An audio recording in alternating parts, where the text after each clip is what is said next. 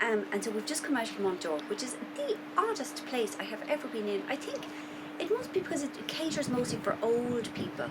And we stayed in this really weird sort of hotel called the Grand Hotel, and it looked like a fabulous chateau, but it was all dark and gloomy and peculiar, and like there was no restaurant or anything, and really odd, and kind of long-term residents, people who cook in their room, and very peculiar.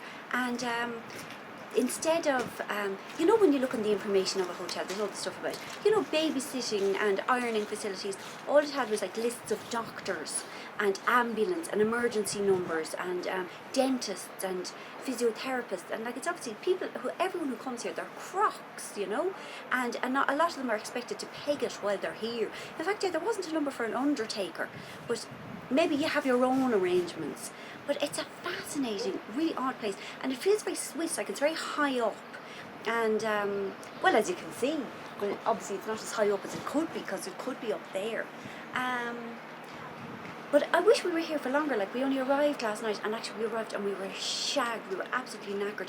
We'd walked, they said it was 12 miles yesterday. It took us 8 hours, and it was really steep and really hard, and we had to go through the snow, and it felt like lots longer than 12. And now we're up this morning and we're going. I would have liked a day at the thermos, which is the baths with the smelly water. Okay, I refer you to my earlier comments on the average age of the inhabitants. We're on the cable car now to take a discreet look around. Another thing that you can do here at the Telfreak is get your the funds that have been wired from Paris. Isn't that just adorable? No such thing as checkbooks How do or you get funds ATMs. wired? I don't know, you have to be in a 1930s novel.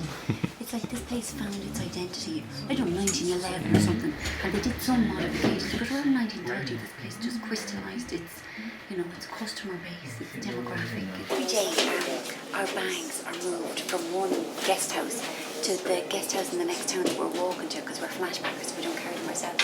But this morning, the person who came to take the bags, it was actually the town ambulance. So our suitcases went off in an ambulance, which is just hilarious. I wanted to get in myself, just to have my blood pressure taken, and maybe, give a bit of blood and see how my iron levels are doing. I'd love to live here. Like, I love a town that is all about bad health.